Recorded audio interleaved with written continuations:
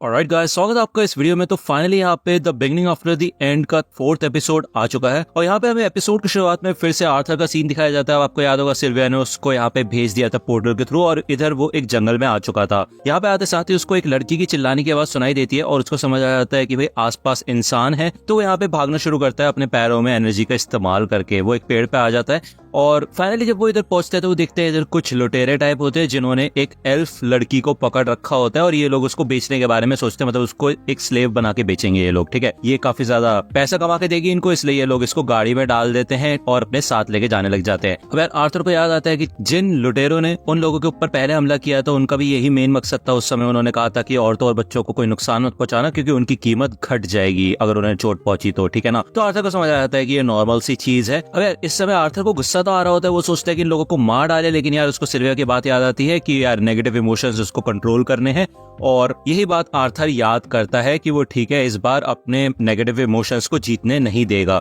तो वो यहाँ पे शांत रहता है और इन लोगों को पीछा करना शुरू करता है। जब ये लोग यहाँ पे आके रुकते हैं शाम के टाइम पे रेस्ट करने के लिए तो आर्थर यहाँ पे प्रिपेयर करने लग जाता है, थोड़ा और वेट करता है वो। ठीक है, यहाँ पे ऑलमोस्ट रात हो चुकी होती है और हमें दिखाया जाता है यहाँ पे फॉरेस्ट होन्ड्स होते हैं जो कि जंगली जानवर होते हैं बेसिकली। और आमतौर पे ये लोग इंसानों के साथ मिलते जुलते नहीं है, मतलब बेसिकली उनके ऊपर अटैक ही करते हैं। तभी यहाँ पे आर्थर देखते हैं कि इनके गले में पट्टे टाइप होते हैं जो कि मैजिक के इस्तेमाल से इनको कंट्रोल करने के काम आ रहे होते हैं।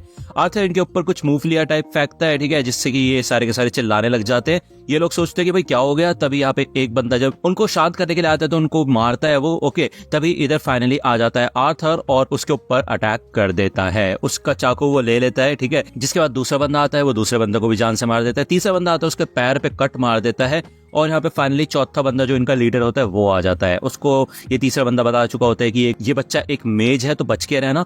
तो ये लीडर कहता है कि क्या बात है यार, मतलब सोने का अंडा मेरे पास खुद आया तो मैं उसको जान से तो मारूंगा नहीं, है कि नहीं। तो चलो फिर ठीक है, शांत हो जाओ बच्चे, ऐसा लगता है कि उस लड़की से भी ज्यादा कीमत तुम्हारी होगी। तो यहाँ पे हमें दिखाया जाता है ये बंदा मैजिक का इस्तेमाल कर पाता है। ये दोनों यहाँ पे लड़ना शुरू करते हैं। ठीक है, आर्थर भले ही यहाँ पे उससे लड़ने की कोशिश करते हैं लेकिन ये बंदा कुछ ज्यादा ही एडवांस्ड होता है उससे, ठीक है, बेहतर होता है बेसिकली। और फाइनली वो मार गिराता है आर्थर को। आर्थर का फेस वगैरह वो देखता है, तभी यहाँ पे आर्थर उसके पैर में आग लगा देता है, जिस वजह से यहाँ पे इस लीडर को काफी गुस्सा आ जाता है और वो ये कहता है कि भाड़ में जाए, अब मैं तुम्हें जिंदा नहीं पकड़ूंगा, तुम्हारी ऐसी तैसी कर दूंगा, तुम्हें जान से मार दूंगा मैं और फिर किसी अच्छे कलेक्टर को तुम्हारी डेड बॉडी बेच दूंगा।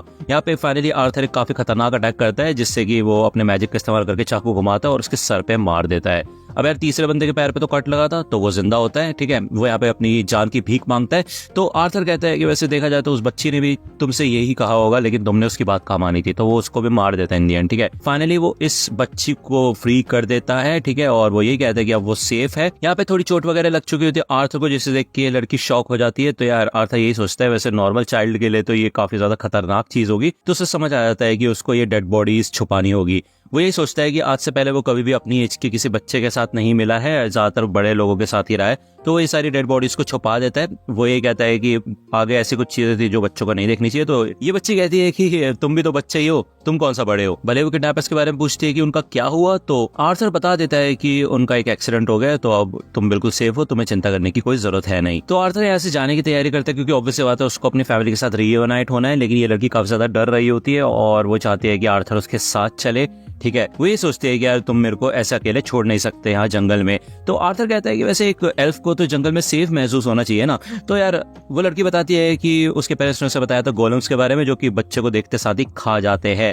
तो वो पूछता है कि तुम्हारी कहाँ से थी, तो यार वो अपोजिट डायरेक्शन से आई होती है, ठीक है ना। वो बेसिकली कुछ बग्स को पकड़ रही थी और तभी वो खो गई। तो आर्थर यही सोचता है कि लगता है बच्चे ऐसे ही होते हैं, उनको कुछ पता नहीं होता कि वो क्या कर रहे हैं क्या नहीं। तो वो यही सोचता है कि वो उसको ऐसे अकेला नहीं छोड़ सकता है।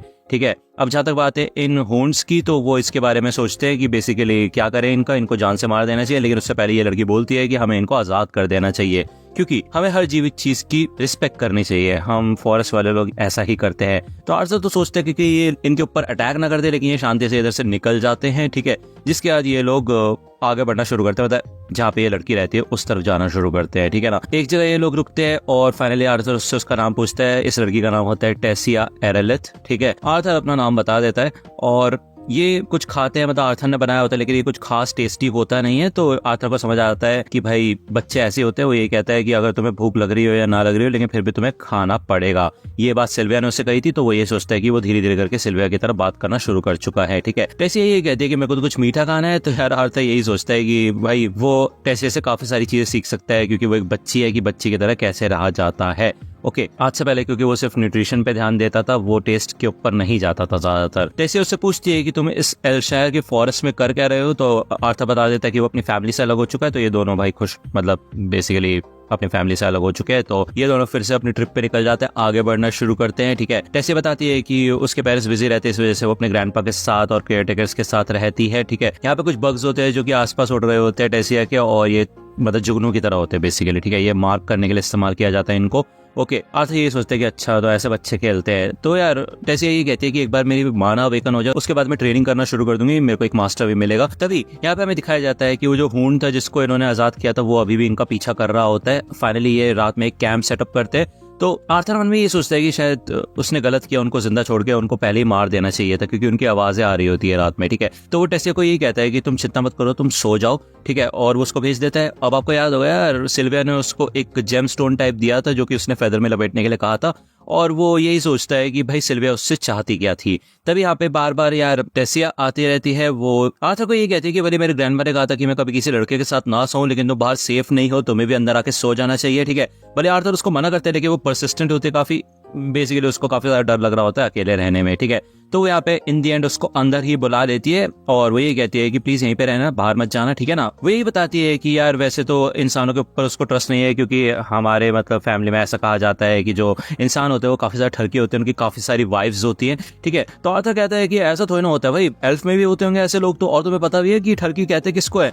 तो टेसिया कहती है नहीं पता। तो यहाँ पे वो बात करते करते बेसिकली सो जाती है। आर्थर यही सोचता है कि अच्छा तो मतलब ऐसा महसूस होता है एक छोटी सिस्टर का होना। यहाँ पे ये दोनों ही सो चुके होते हैं। ठीक है, ऑलमोस्ट सुबह हो चुके होते हैं, अपनी जर्नी पे आगे बढ़ना शुरू होते हैं। आर्थर यही कहता है कि इन दोनों के बीच में एक कनेक्शन बनने लग जाता है, और बेसिकली यहाँ पे टेसिया उसके ऊपर ट्रस्ट करने लग जाती है। बट उसको चिढ़ मच रही होती है कंटिन्यूअसली, क्योंकि ऑब्वियसली बात है उसको भी अपनी फैमिली के पास जाना है जल्दी से जल्दी। लेकिन एक अजीब सी चीज हो रही है यहाँ पे, उसकी जो माना कोर है ना, उससे काफी ज्यादा दर्द महसूस हो रहा है उसको बेसिकली, जो कि सहा नहीं जा रहा उससे। यहाँ पे टेसिया कुछ हर्ब्स वगैरह ढूंढने की कोशिश करती है जिससे कि उसका दर्द थोड़ा शांत हो, लेकिन भाई उसकी हालत बहुत ज्यादा बुरी होती जाती है। तभी वहां पे वो हूंड आ जाता है, जो कि एक छोटा सा, ये क्या बोलूं मैं इसको, बोर लेके आया होता है हंट करके, और टेसिया यहाँ पे आती है और बेसिकली ये वो बोर रख के इधर से निकल जाता है। ठीक है, टेसिया कहती है कि हमने उसकी मदद की थी इसलिए वो भी हमारी मदद कर रहा है, कितनी कमाल की बात है। ठीक है, तो बेसिकली इसको पकाते हैं, खाते हैं, जो कि काफी ज्यादा टेस्टी लगता है इन लोगों को। ओके, इधर वो कुछ मशरूम्स भी लेके आई होती है, जो कि एलेनोर में औरतें खाती रहती हैं। ठीक है, कोई दिक्कत वाली बात नहीं है। जब आर्थर ये खाता है तो उसका पेट ही खराब हो जाता है। ठीक है ना, यहाँ पे टेसिया बात करती है बेड टाइम स्टोरीज के बारे में, कि वो पहले स्टोरीज पढ़ा करती थी ड्वार्फ्स के बारे में, इंसानों के बारे में। ठीक है ना, ये सारी बातें जब वो कर रही होती है तो आर्थर सुनते सुनते सो जाता है। तो टेसिया कहती है ऐसा लगता है कि मैं बड़ी हूँ उससे। अगले दिन ये फिर से ट्रिप पे निकल जाते हैं, लेकिन आर्थर का पेन इधर कंटिन्यूसली बढ़ना शुरू हो जाता है। टेसिया यही कहती है कि अब तो हम दोनों दोस्त की तरह है, तो मैं तुम्हें आर्थर की जगह आर्थ बोल सकती हूँ, जैसे दोस्तों में चलता है निकनेम्स। तो आर्थर कहते हैं योर हाइनेस टेसिया, मुझे खुशी हुई लेकिन मैं इसके लायक नहीं हूँ। तो यार टेसिया कहते तुम कुछ ज्यादा ही कर रहे हो। ये लोग फाइनली यहाँ पे पहुंच जाते हैं जहाँ पे एक पेड़ के तने में पोर्टल टाइप होता है, और टेसिया इधर आ जाती है। वो कहती है आओ मेरे साथ चलो। तो फाइनली ये लोग अंदर आ जाते हैं। हमें दिखाया जाता है यहाँ पे एक अलग ही टाइप की सिटी होती है जो कि पेड़ों से कनेक्टेड होती है, अलग टाइप का होता है ये सीन। ठीक है, अब आर्थर को इतना दर्द हो रहा होता है कि वो नीचे गिर चुका होता है बेसिकली। ठीक है, और इधर एल्व्स के जो आ जाते हैं, मतलब ये सिपाही टाइप होते हैं, यार क्या बोलूं इनको। ये लोग कहते हैं जैसे तुमने पोर्टल ओपन किया हमें पता चल गया तुम आई हो। ओके, ये लोग यहाँ पे आर्थर को पकड़ लेते हैं और आर्थर चिल्लाता है कि टेसिया बचाओ, लेकिन इतने में वो देखता है कि भाई टेसिया सीरियसली खड़ी है। इसका तो यह है कि शायद टेसिया ने उसको धोखा दिया है और वो धोखे से उसको यहाँ पे लेके आई है। ये एपिसोड यहाँ पे खत्म होता है। नेक्स्ट एपिसोड आएगा नेक्स्ट वीक। अगर आपको ये वीडियो पसंद आई तो लाइक करना, सब्सक्राइब कर लो अगर चैनल पे नए हो तो। मिलता हूँ आपसे अगली वीडियो में, तब तक के लिए गुड बाय।